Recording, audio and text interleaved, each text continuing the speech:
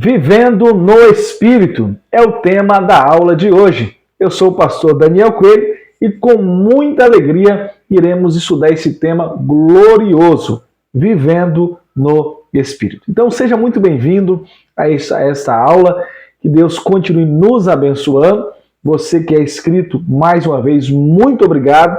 Você que ainda não é inscrito no canal, se inscreva, nos ajude a divulgar o Evangelho de Cristo. Lembrando sempre que o conteúdo aqui é bíblico. O objetivo deste canal é abençoar a sua vida, é edificar a sua vida com pregações, vídeos missionários e o estudo da nossa lição da CPAD, que todos os domingos tem abençoado todos os assembleanos e todos aqueles que amam a gloriosa palavra de Deus. O nosso textual se encontra no livro de Gálatas, capítulo 5, versículo 22. Creio que é um versículo conhecido por todos. Mas vamos lá. Mas o fruto do Espírito é amor, paz, longanimidade, benignidade, bondade, fé, mansidão e temperança. Olha que coisa gloriosa. A nossa verdade prática nos diz assim: o avivamento espiritual traz uma realidade de vida do Espírito. Meu querido irmão, minha querida irmã, os objetivos dessa lição são três. Primeiro, nós vamos destacar o que significa andar no Espírito e a sua importância para a condução da vida espiritual. Segundo, nós vamos apontar os aspectos que envolvem o confronto entre a carne e o espírito. Terceiro, ressaltar os dons e o fruto do espírito como predicados essenciais, Predicados essenciais para a vida e o caráter cristão. Então a palavra-chave, espírito, andar no espírito. O salvo em Cristo pode passar por diversas situações em sua vida para experimentar o avivamento espiritual. Na caminhada espiritual, o crente precisa conservar-se fiel, vivendo de acordo com a vontade de Deus. Para isso, é necessário andar no Espírito. O crente não está isento de enfrentar lutas espirituais, bem como batalhas na carne, para quem não obedeça à vontade de Deus, bem como para batalhas na carne, para quem não obedeça à vontade de Deus. Repetindo, para que você entenda a importância de andar no Espírito. A caminhada espiritual requer do crente o esforço, sim, o esforço, para preservar uma vida santa, consagrada a Deus por intermédio da oração e leitura da palavra. Glória ao nome de Jesus. O apóstolo Paulo destacou que há uma batalha incessante, constante, entre a carne e o espírito, para que não façamos o que queremos. Romanos capítulo 7, versículo 18 ao versículo de número 20. Paulo conclui que somente a graça de Deus, mediante a ação do Espírito no crente, em nós, pode resultar na obediência a Deus. Meu amado irmão, tópico 1, a vida no Espírito. Primeiro ponto do nosso primeiro tópico, nota aí, andando em Espírito. Olha só o que o apóstolo Paulo escreve em Gálatas capítulo 5, versículo de número 16. Digo, porém, andai em Espírito e não cumprireis a concupiscência da carne. Andar no Espírito é ter uma vida cristã subordinada à direção do Espírito Santo, pautada nos parâmetros sendo guiado pelo Espírito Santo de Deus, pela santa, gloriosa palavra de Deus. Nós não somos guiados por nossas vontades, pelo que vemos. Nós somos guiados pelo Espírito Santo e pela gloriosa, santa palavra de Deus. Andar em espírito é ter uma vida espiritualmente avivada. Olha só Romanos capítulo 8, versículo de número 1. Confere aí na sua Bíblia comigo. Portanto, agora nenhuma condenação há para os que estão em Cristo Jesus. Portanto, agora nenhuma condenação há para os que estão em Cristo Jesus, que não andam segundo a carne, mas segundo o Espírito. Olha só que texto glorioso. Ponto 2 do nosso primeiro tópico. Por que andar em espírito? Uma pergunta. O crente em Jesus deve andar de acordo com o Espírito Santo, para não cumprir os desejos da natureza carnal. Olha só Gálatas capítulo 5, versículo 16. Digo, porém, andai em espírito e não cumprireis o desejo, a cobiça da carne.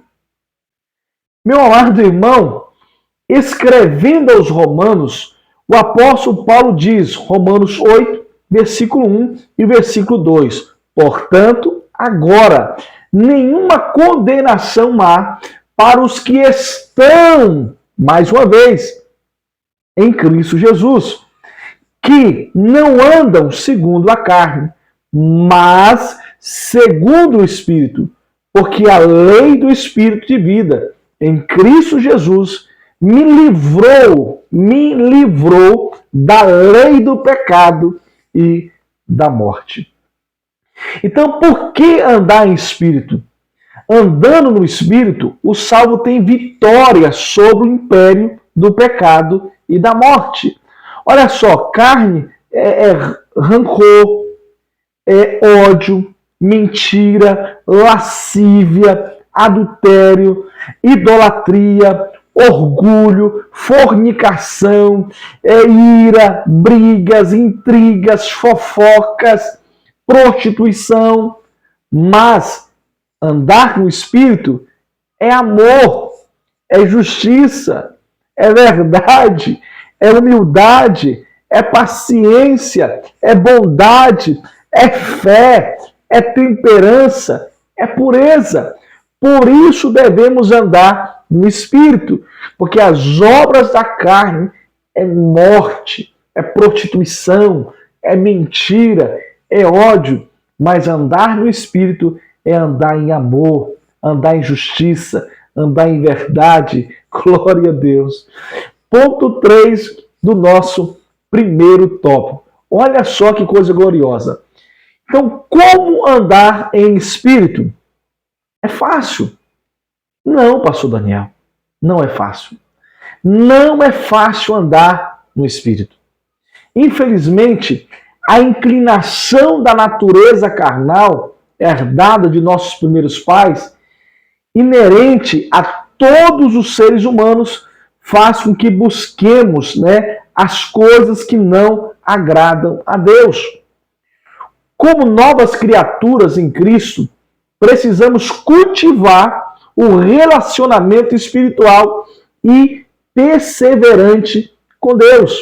Portanto, para o crente andar em espírito, nós temos aqui 3 pontos aqui. Preste muita atenção. Se possível, note, coloque numa cartolina ou num slide para a sua aula e para a sua vida. Olha só, primeiro, é preciso ter o Espírito Santo dentro dele.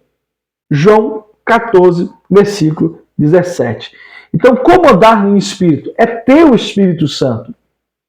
É ele morar em você. Segundo, é preciso ser guiado pelo Espírito. Romanos 8, 14. E terceiro, é preciso ser cheio do Espírito Santo. Efésios capítulo 5, versículo 18. Então, ter uma vida espiritualmente avivada é andar no Espírito e viver de acordo com os ensinamentos bíblicos. Glória a Deus. Então, quem anda no Espírito, quem anda sendo guiado pelo Espírito Santo, quem anda sobre a palavra de Deus, não cumpre a vontade da carne. Tópico 2. Amém? O confronto entre a carne e o Espírito. Olha só, primeiro ponto do nosso segundo tópico. Carne, Espírito. Olha só, o fruto do Espírito, ele é totalmente diferente das obras da carne. Aqui um contraste, né? Olha só. Primeiro, fruto do Espírito é amor, é gozo, é paz, é longanimidade, benignidade, bondade, né? Fé, mansidão, temperança. Mas as obras da carne é o quê? Adultério, prostituição, impureza, lascívia, idolatria, feitiçaria, inimizade, homicídios e bebedices. Olha só, a luta da carne, espírito, em termos espirituais, é a maior luta da vida do crente salvo. A natureza carnal herdada de Adão é alimentada pelos desejos dos olhos, da carne. Olha só, o apóstolo João, ele escreveu em 1 João, capítulo 2, versículo 15 e 16. Olha só, preste atenção aqui. Não ameis o mundo, nem o que no mundo há. Se alguém ama o mundo, o amor do Pai não está nele. Porque tudo que há no mundo, a concupiscência da carne, a concupiscência dos olhos e a soberba da vida não é do Pai, mas do mundo. As pessoas esquecem, né, de Deus e procuram agradar ao diabo e a própria natureza carnal, corrompida, né, pelo pecado.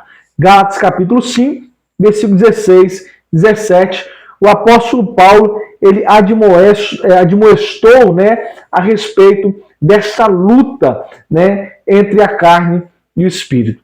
Então nós entendemos no primeiro tópico o que é andar no espírito, da importância de andar no espírito. Nesse segundo tópico, nós estamos estudando a importância de entendermos que há uma luta, há uma guerra entre a carne e o espírito. Olha só, as obras da carne, segundo ponto do nosso segundo tópico, carne significa a natureza decaída do homem, cuja inclinação, a inclinação é a prática do que não agrada a Deus. Obras da carne são práticas, né, atitudes e pensamentos contrários à santidade, exigida por Deus para os que são fiéis à palavra. Então preste atenção aqui. Obras da carne são práticas, obras da carne são práticas, atitudes e pensamentos contrários à santidade exigida por Deus para os que são fiéis à palavra. As obras da carne, elas podem ser classificadas em várias categorias. Então note aí, por favor, né, vai dando pausa no vídeo e vai notando, escrevendo aí. Primeiro assista o vídeo todo e depois vai pausando para você notar, escrever aí. Primeiro, 4 coisas. Práticas sexuais ilícitas, né? 1 Gálatas capítulo 5, versículo 19. Segundo, práticas religiosas, idolatria, feitiçaria. Gálatas capítulo 5, versículo 20. Terceiro, mau relacionamento humano. Lembra que das obras da carne, inimizades?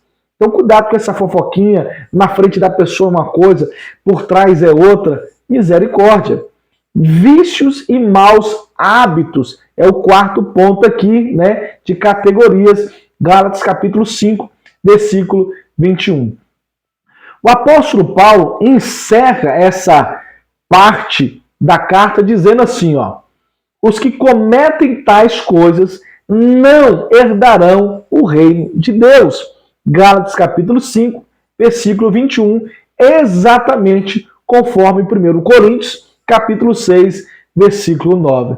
Então, em termos espirituais, o confronto entre a carne e o espírito trata-se da maior luta da vida do crente.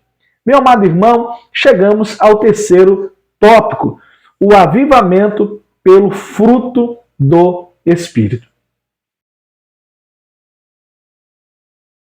Vai deixando o seu comentário se você está compreendendo, entendendo, gostando, o que podemos melhorar. Eu creio que o som está um pouquinho abafado, mas vamos melhorar essa parte aqui, tá bom? Nos próximos vídeos. Vamos lá, primeiro ponto do nosso terceiro tópico: fruto do Espírito. Tem um livro maravilhoso do saudoso pastor Antônio Gilberto, Fruto do Espírito. Foi até uma lição, da CPAD, uma lição gloriosa. Vamos lá. Dons e frutos do Espírito são características essenciais para a vida e o caráter cristão. Olha só, o uso dos dons espirituais sem a prática do Espírito pode ser apenas uma demonstração do egoísmo e exibicionismo humano. Nem todos os cristãos são portadores da graça dos dons espirituais, mas todos devem experimentar e testemunhar o fruto do Espírito em sua vida. Olha só, um cristão não pode dar bom testemunho sem a unidade do fruto do Espírito. Gálatas 5, 22, 23. Não pode ter amor sem ter fé.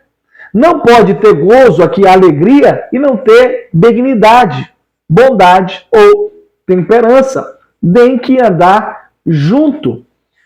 Um aspecto do fruto do Espírito não pode ser dissociado do outro. Uma laranja tem vários gomos, mas um é só fruto. Olha só.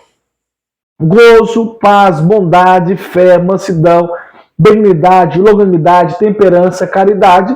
Nós temos aqui 9 gomos. Imagine uma tangerina. Uma tangerina, ela é um fruto só.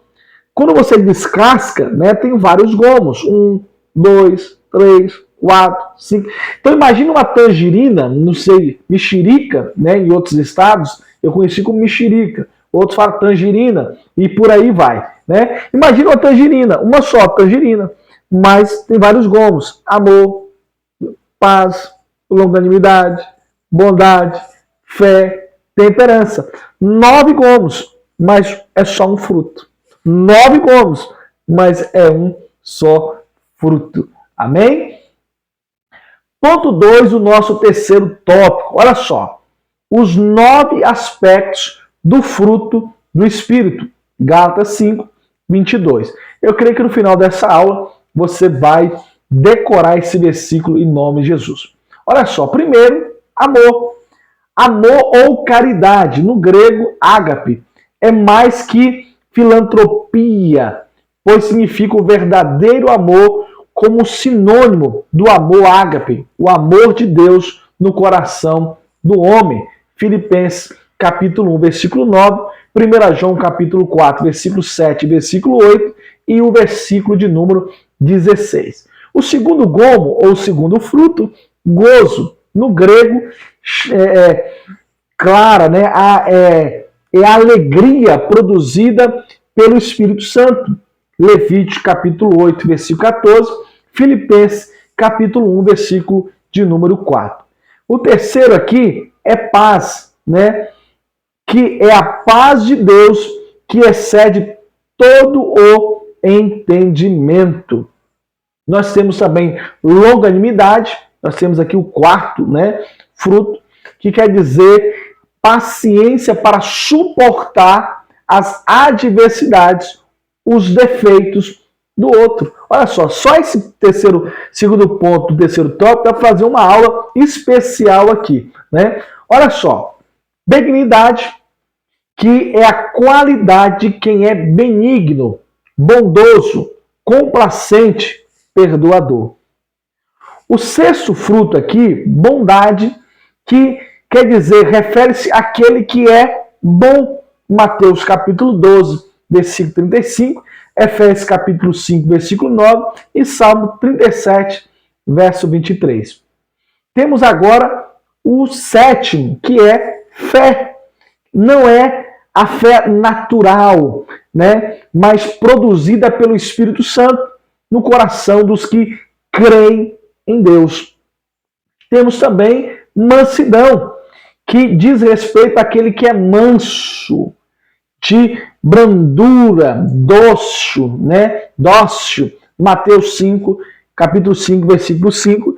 E o último, temperança, que quer dizer autocontrole, domínio próprio e o aspecto, né, elevadíssimo do relacionamento com outro.